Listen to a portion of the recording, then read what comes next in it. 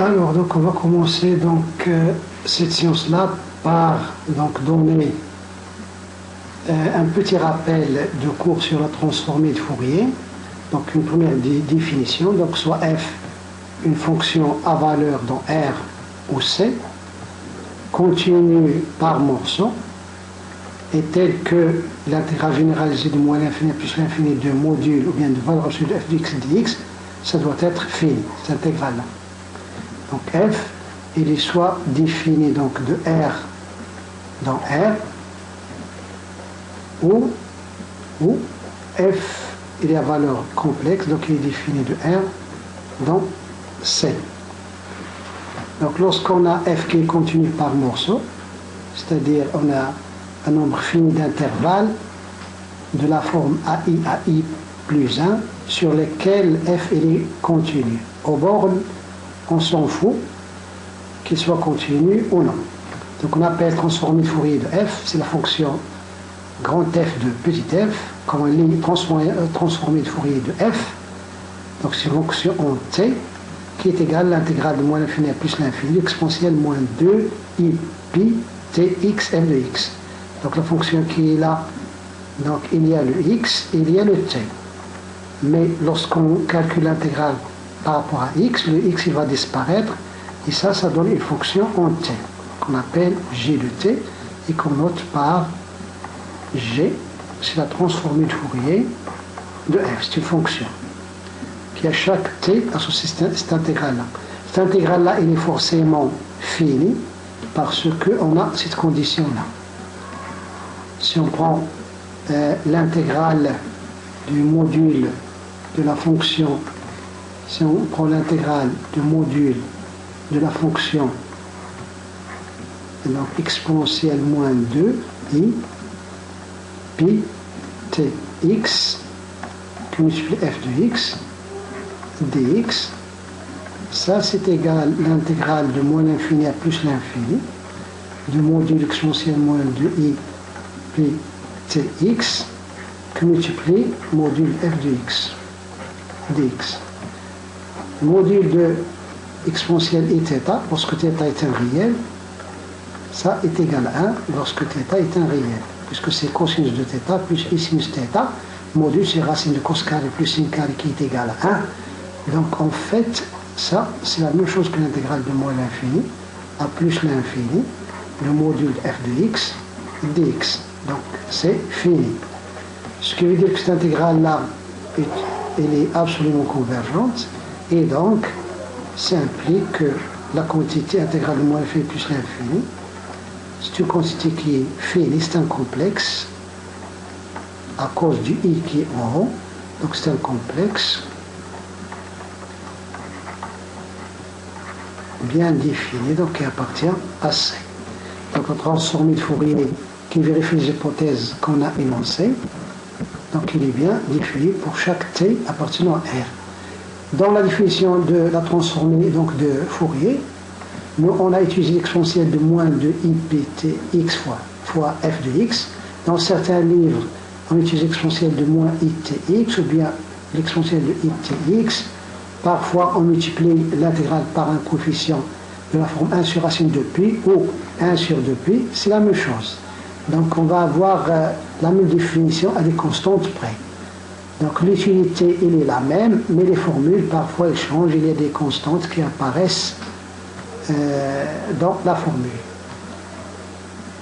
Et la transformée, comme je viens de dire, de Fourier, grand F de petit f, on la note tout simplement f chapeau, pour simplifier l'écriture.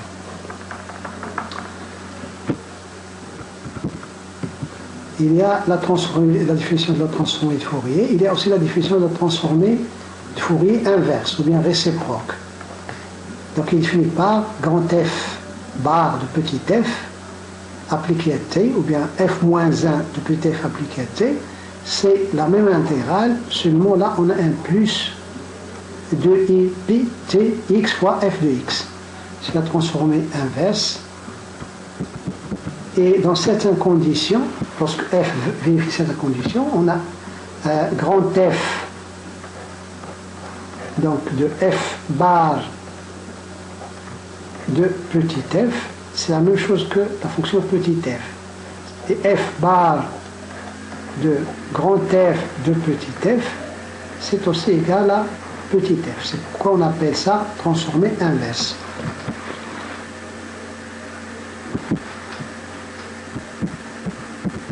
Les propriétés de la transformée de Fourier donc, sont les suivantes.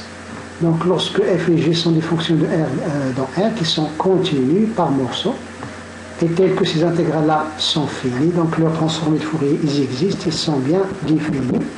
On a la parité de la transformée de Fourier. Donc, si f est pair, sa transformée de Fourier, il est aussi pair. Si f est impair, sa transformée de Fourier, il est aussi impair. Et dans l'intégrale de moins l'infini plus l'infini, donc dans cette intégrale-là, il reste uniquement cette quantité-là. Donc pourquoi ça? Donc une petite parenthèse qu'on ouvre. Donc on a transformé le Fourier de f appliqué à t, c'est-à-dire f chapeau de t.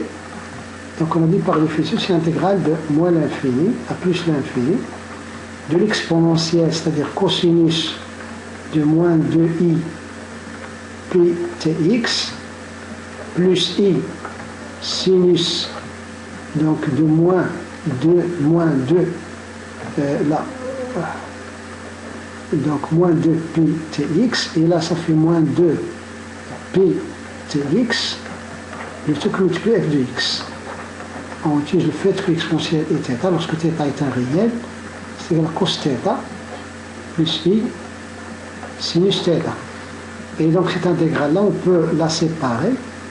Lorsque donc f est à valeur réelle, on peut écrire c'est l'intégrale de moins l'infini à plus l'infini de cosinus de 2 pi tx moins, on fait sortir le moins ici, puisque sinus il est impair, et on fait sortir le i. Donc ça fait moins i, l'intégrale de moins l'infini à plus l'infini, donc de f de x, de sinus, donc de 2 pi tx, f de x dx. Là aussi on a un f de x. Et ces deux intégrales-là, donc ça c'est, si vous voulez, c'est la partie réelle, donc de f chapeau appliqué à t, et ça c'est la partie imaginaire de f chapeau appliqué à t. Donc si f il est pair, donc ça implique que f de x cosinus de 2p tx il est pair, et f de x qui multiplie sinus de 2pi tx il est impair. Donc le cosinus il est pair, le sinus il est impair. Lorsque f il est impair, donc le premier produit il est pair, le deuxième produit il est impair. Et donc d'après les propriétés de l'intégrale, donc l'intégrale donc de moins l'infini à plus l'infini, donc de f de x cosinus de 2pi tx dx, c'est tout simplement 2 fois l'intégrale de 0 plus l'infini. Donc lorsqu'on intègre sur un intervalle symétrique moins AA une fonction impaire, donc cette intégrale-là c'est 2 fois l'intégrale de 0 à A. Donc f de x cosinus de 2pi tx dx.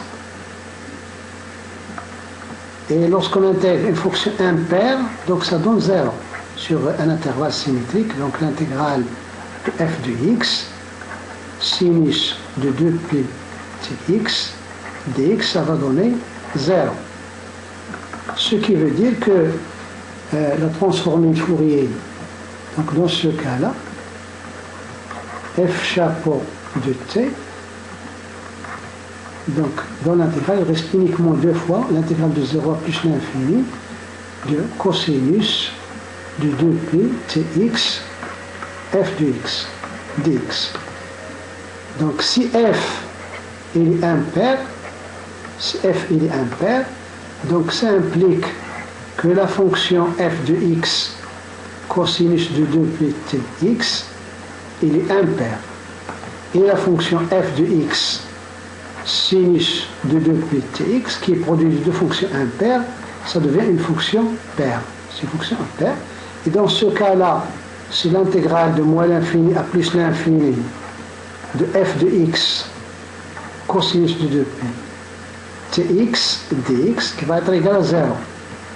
Et l'intégrale donc de moins l'infini à plus l'infini de f de x sinus de 2p tx dx.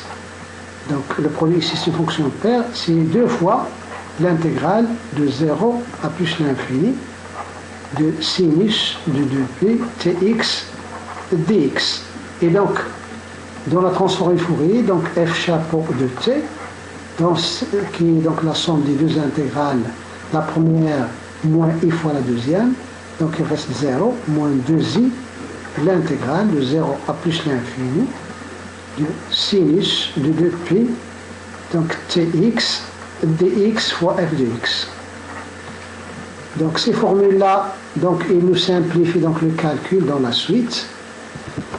Alors deuxième propriété, donc sous les hypothèses que f est continu par morceau et que l'intégrale de module de f est finie, donc pour chaque t appartenant R, la fonction f chapeau de t qui est à valeur dans C, il est défini donc de R dans C, et il est continu. Cette fonction elle est continue. Et la limite quand t est envers plus ou moins l'infini, donc le module de f de t, f chapeau de t, la limite ça tend vers 0. Donc la limite de cette fonction-là, la f chapeau de t, donc lorsqu'on va vers l'infini, donc ça tend vers 0. C'est une propriété de la transformée de Fourier de petit f. On a aussi la linéarité, donc f de la combinaison alpha f plus bêta g, c'est alpha f de f plus bêta g. Ça c'est grâce à la linéarité de l'intégrale.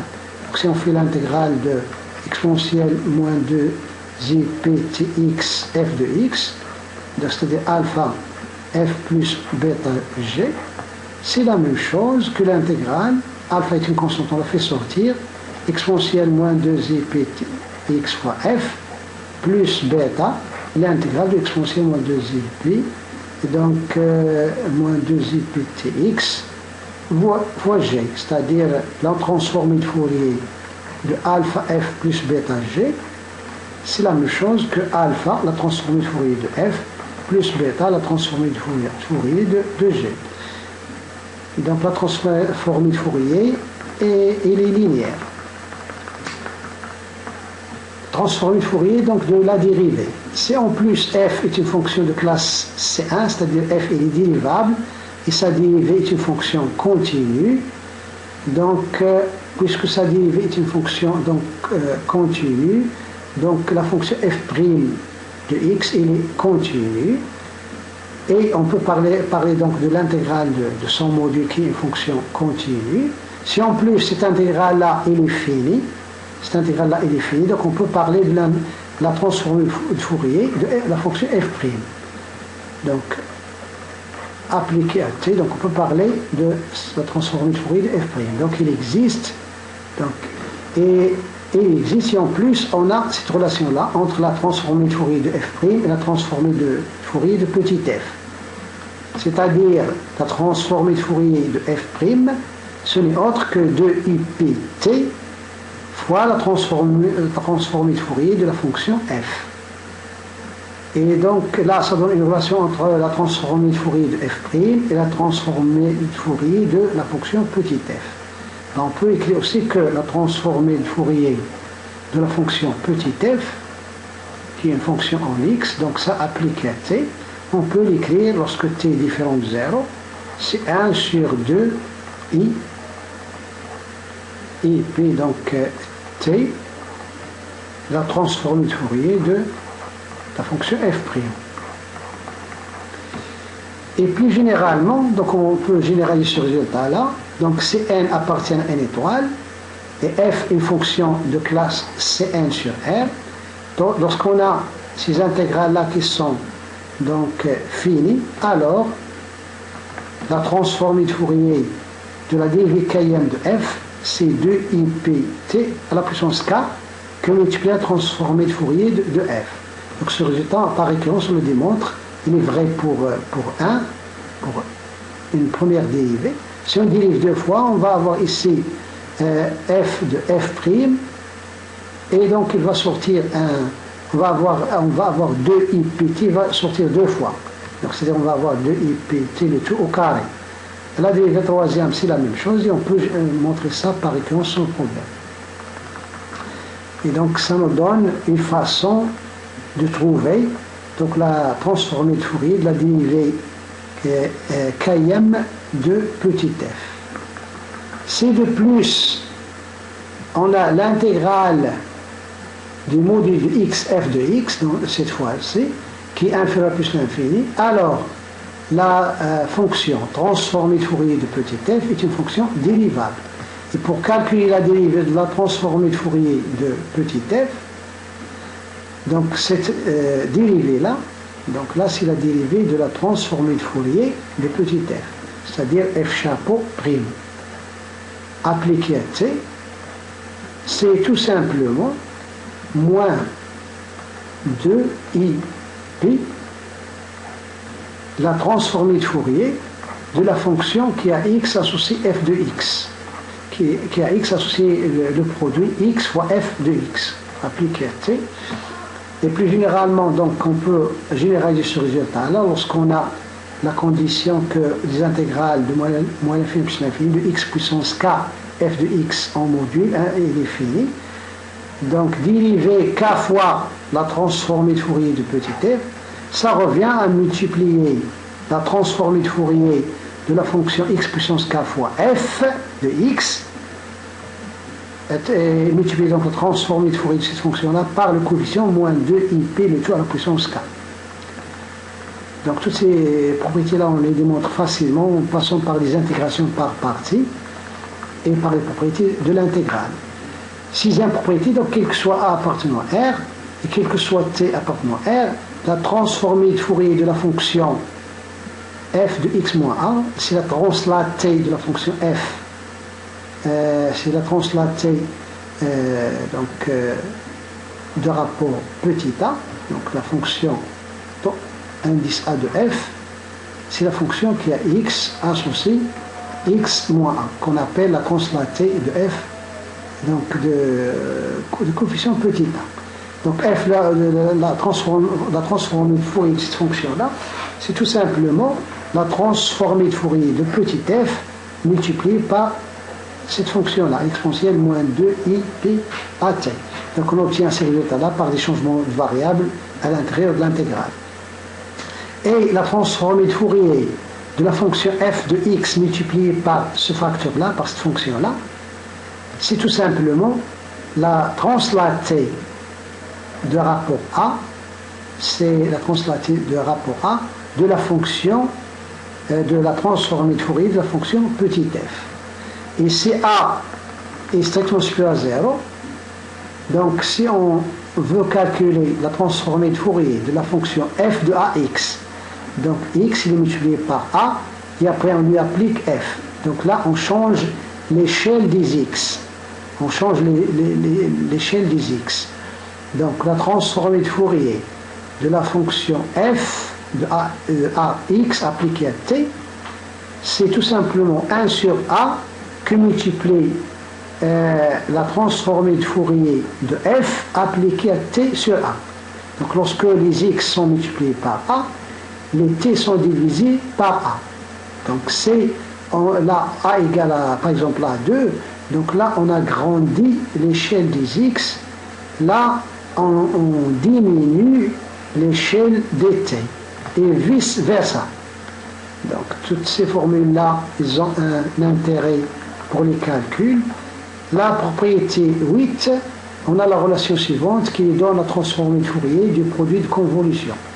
Donc on a déjà vu le produit de convolution de deux fonctions. Donc f étoile g, on l'a défini de cette façon-là.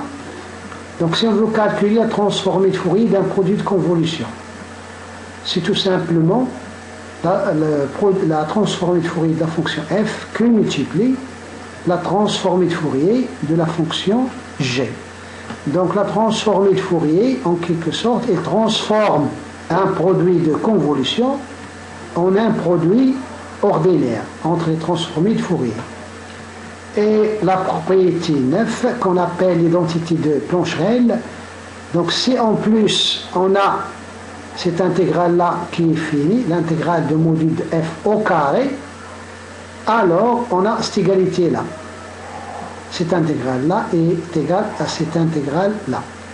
C'est-à-dire que la norme au carré de la fonction f, la norme dans L2, la norme indice 2 de f est égale, donc la norme de f indice 2 est égale à la norme de sa transformée de Fourier.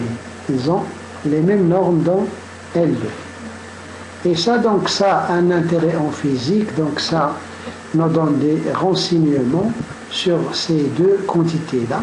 Donc, ils sont égales.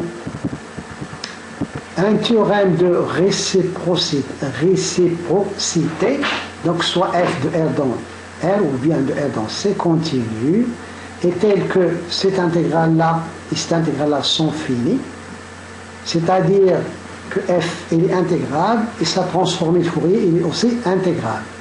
Donc on peut parler, donc lorsqu'on a f, on peut parler de la transformée de f.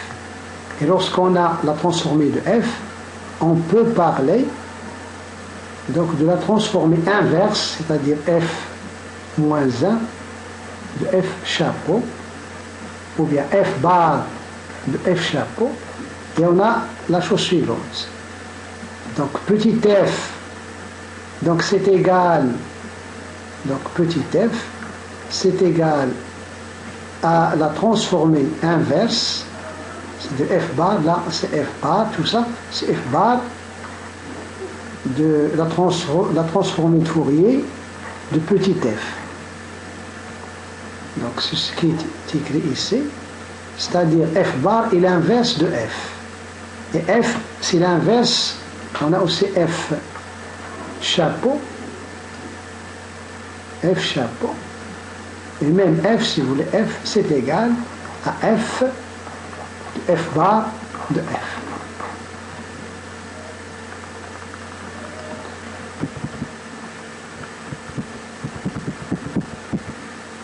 Là, donc, toujours, ça c'est un théorème, on a déjà vu ces résultats-là. Donc, lorsque f est pair, on a transformé de Fourier de petit f, c'est deux fois l'intégrale de 0 plus l'infini de f de x cosinus de 2 pi tx. Et lorsque f chapeau, donc, il admet donc une transformée de Fourier inverse, donc le petit f, donc c'est ça, c'est la transformée réciproque. On a, puisque f il est pair, donc f chapeau il est pair, et ça c'est la transformée inverse de f chapeau qui est égal donc à f bar de f de petit f, et ça nous redonne petit f. C'est ce qu'on obtient ici. Si f il est impair, donc sa transformée de Fourier il est impair, et on obtient donc les mêmes formules là en utilisant donc les sinus. Donc là on va voir un petit exemple donc de calcul de la transformée de Fourier de certaines fonctions. Donc on commence par la fonction qu'on appelle la fonction porte, donc pi qui est définie sur R par pi de x égale 1 si x est entre moins 1 demi et 1 demi, et 0 si x n'appartient pas à moins 1 demi et 1 demi. Donc la fonction porte est l'allure suivante. Donc là on a moins 1 demi, là on a 1 demi. Donc entre moins 1 demi et 1 demi, il prend la valeur 1, c'est-à-dire de là jusque là c'est 1. À l'extérieur, donc ça fait un 0. La fonction est nulle à l'extérieur. Donc on l'appelle la fonction porte. Donc il a la forme d'une porte. Calcule sa transformée de Fourier. Donc pour calculer la transformée de Fourier de cette fonction-là, donc on a les choses suivantes. Par définition, donc grand F, là c'est un grand F de la fonction pi de x Le tout appliqué à t. Par définition, si l'intégrale de moins l'infini à plus l'infini de l'exponentielle moins 2i pi tx, la fonction porte appliquée à x dx. Or, cette intégrale-là, on peut écrire c'est l'intégrale de moins l'infini à moins 1 demi, plus l'intégrale de moins 1 demi à 1 demi, plus l'intégrale de 1 demi à plus l'infini. C'est la règle de Charles, puisque cette intégrale-là, elle est convergente. Sur l'intervalle moins l'infini moins 1 demi, la fonction porte est nulle. Donc cette intégrale-là, elle vaut 0. Donc cette intégrale-là, elle vaut 0. Sur l'intervalle 1 demi plus l'infini, la fonction pi de x, elle s'annule. Donc là, on obtient 0. Donc cette intégrale-là est égale à 0. Donc il reste uniquement l'intégrale de moins 1 demi à 1 demi de l'exponentielle moins 2i pi tx pour la fonction porte. Et sur cet intervalle-là, la fonction pi de x est égale à 1. Donc là, on multiplie par 1. Donc là, on a besoin donc, de calculer une intégrale de la forme intégrale de a à b exponentielle de alpha x dx.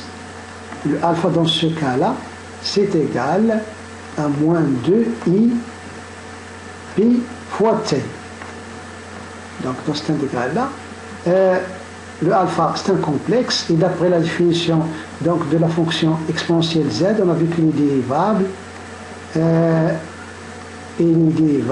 et sa dérivée, la dérivée de la fonction e alpha x prime, c'est alpha, même si alpha est un complexe, c'est alpha exponentielle alpha x. Et donc la primitive, et donc exponentielle alpha x, on peut écrire, c'est la dérivée de la fonction 1 sur alpha exponentielle alpha x de toute prime. Ça, lorsque alpha est différent de 0. Donc cette fonction-là, là on va voir 1 sur alpha, c'est égal à 1 sur alpha, la fonction exponentielle alpha x, entre a et b. Si le coefficient alpha est différent de 0. Si le coefficient alpha est égal à 0, c'est tout simplement l'intégrale de a à b de dx, c'est-à-dire si x entre a et b. Donc c'est ce qu'on va utiliser ici.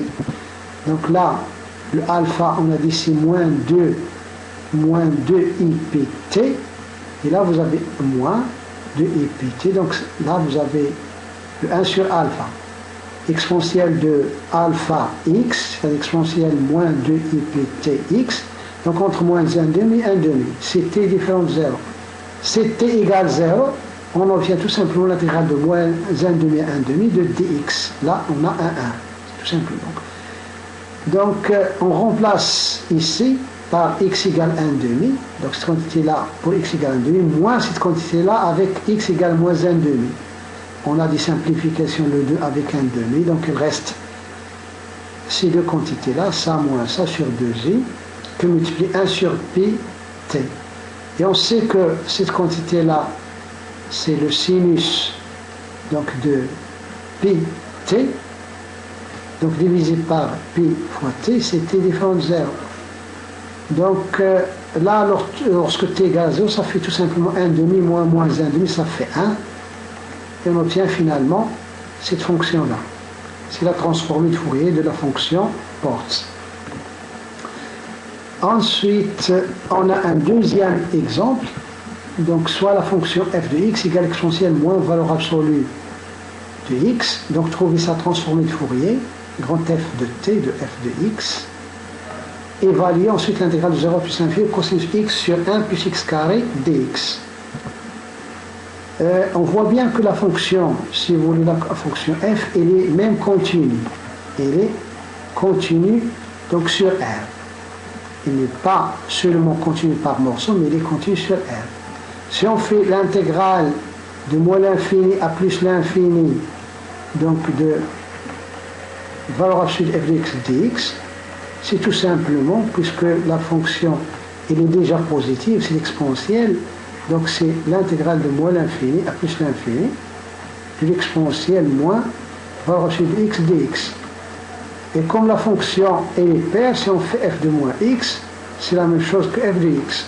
Donc cette intégrale-là, c'est tout simplement 2 fois l'intégrale de 0 à plus l'infini, exponentielle moins valeur absolue de x, dx, qui est égal à 2 fois l'intégrale de 0 à plus l'infini. Sur l'intervalle 0 plus l'infini, valeur absolue de x égale x. Donc là, ça fait tout simplement exponentielle moins x dx.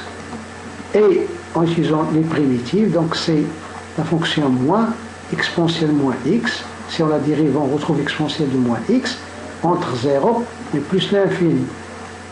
Et ça, c'est égal. Donc lorsque x tend vers plus l'infini, exponentielle moins x tend vers 0.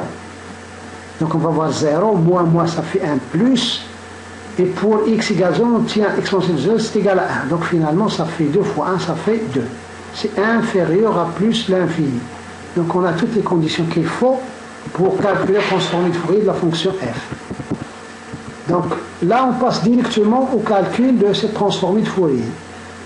Donc puisque la fonction f est paire, donc on utilise la formule que la transformée de Fourier de petit f, c'est 2 fois l'intégrale de 0 plus l'infini de la fonction f de x sur l'intervalle 0 plus l'infini f de x, c'est la même chose que l'exponentielle moins x, puisque valeur absolue de x égale x.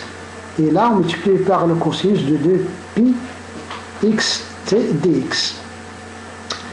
Le cosinus, donc on l'écrit sous la forme exponentielle de ip xt plus exponentielle moins de ip xt sur 2. On sait que cosinus de θ, on peut l'écrire c'est exponentielle et θ plus exponentielle moins iθ. Sur, on a cette formule-là. Donc, et là, on va séparer, on simplifie par le 2 qui est là. Et on va faire ça, qui multiplie ça. On va retrouver cette quantité ici. Et cette quantité-là, exponentielle moins x, que multiplie exponentielle moins 2 iptx, on va la retrouver ici. On sépare en deux.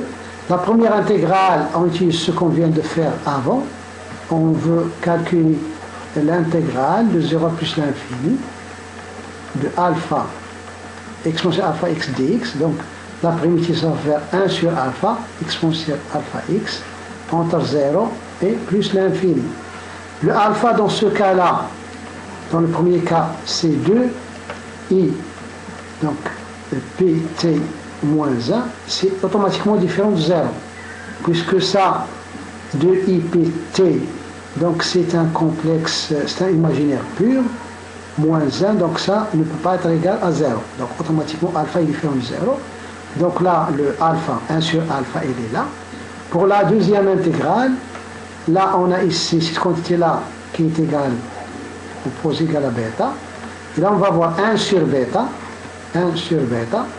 exponentielle bêta x. Avec bêta, c'est moins 2ipt moins 1. Pour l'infini, lorsque x tend vers l'infini, à cause de l'exponentielle de moins x qui est envers 0, que multiplie exponentielle de 2ipt fois x, qui est borné, donc c'est cosinus de 2pt x, donc qui est plus i sinus, donc en module c'est égal à 1, donc c'est borné. Donc à cause de exponentielle moins x, ça tend vers 0. La même chose exponentielle moins x, quand x tend vers plus, ça tend vers 0. Donc il reste uniquement cette fonction-là en 0.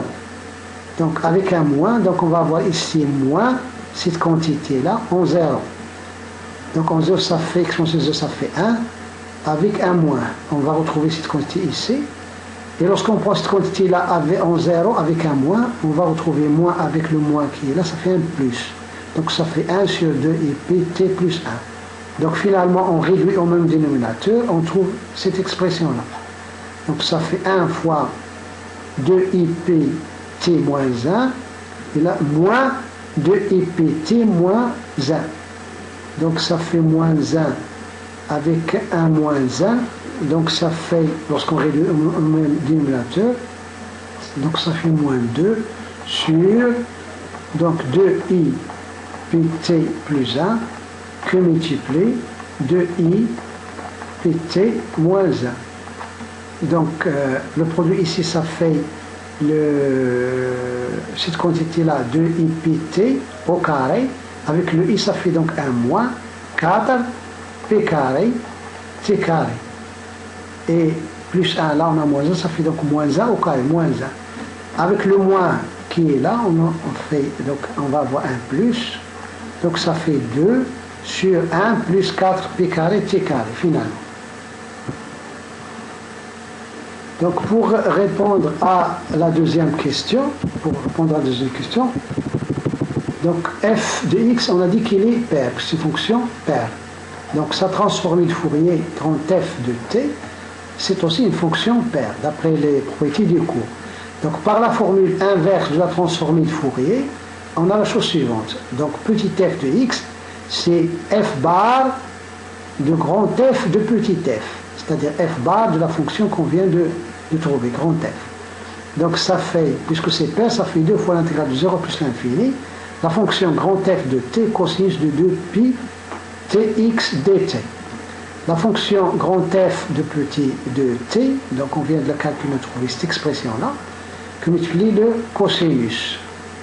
C'est-à-dire l'intégrale de 0 à plus l'infini, c'est-à-dire cette expression-là, c'est égal à 1 demi, on passe le 2 de l'autre côté, donc ça fait donc 1 demi, donc là on a un 2 et là aussi on a un 2, donc 2 fois 2 ça fait 1 quart, on fait sortir le 4 et on va avoir ici un 1, et le 4 on va le faire passer de l'autre côté, on va avoir cette intégrale là qui est égale à 1 sur 4, 1 sur 4 f de x. Donc on fait ensuite un changement de variable, on va poser petit s égale à 2pi fois t, pour avoir ici s au carré. Et dans ce cas-là, donc le t c'est égal à s sur 2pi. Et donc le dt, on va le remplacer par 1 sur 2pi ds. On remplace dans l'intégrale, on va avoir donc 1 sur 2pi ds. Ça c'est le dt. 1 sur 1 plus s au carré, lorsqu'on remplace 2pi t par petit s. Et à l'intérieur, là, on va avoir cosinus de sx, cosinus de sx ds. Et ça doit être égal à 1 sur 4 f de x. Nous, on cherche l'intégrale qu'on cherche. Il nous faut ici cos de s. Donc, on va choisir petit x égale à 1. Donc, l'intégrale cherchée, il est obtenu lorsqu'on prend x égale à 1. Donc, finalement, cette intégrale-là, l'intégrale de 0 plus l'infini de 1 sur 1 plus s carré cos de s, donc ça va faire, donc on fait passer le 2pi de l'autre côté, ça fait donc 2pi sur 4, là on a 2pi sur 4, c'est-à-dire pi sur 2, f de 1, puisque x égale 1. Or, f de 1, donc d'après la définition donc, de f c'est f de x, c'est l'exponentielle de moins valeur absolue de x. Donc lorsque x égale 1, ça fait exponentielle de moins 1. Et donc finalement, on obtient pi sur 2 fois l'exponentielle de moins 1, c'est-à-dire pi sur 2e, tout simplement. Donc ensuite, dans le cours, donc on a un tableau donc, qui nous donne, pour une fonction f donnée, sa transformée de Fourier f chapeau de t. Par exemple, la transformée de Fourier de la fonction qui est de moins a sur 2 de x, cette fonction-là est égale à 0 à l'extérieur de l'intervalle moins a sur 2, et il est égal à 1 entre moins a sur 2 et a sur 2. C'est la fonction porte, au lieu de travailler sur moins 1 demi, on travaille sur moins a sur 2, a sur 2. Donc, il va être, la transformée de Fourier de cette fonction-là, il va être la même que la transformée de Fourier de la fonction porte à des coefficients près. Là, vous voyez que là, on va avoir un petit a à l'intérieur, et là, un petit a à l'extérieur. Donc, pour un calcul simple, on arrive à ce résultat-là. On a aussi la transformée de Fourier de la fonction qui a x associé 1 moins valeur absolue de x sur a, le tout qui multiplie la fonction qui est de moins a. Cette fonction-là est égale à 1 entre moins a et 0 ailleurs. On fait un calcul, donc on va arriver à cette formule-là.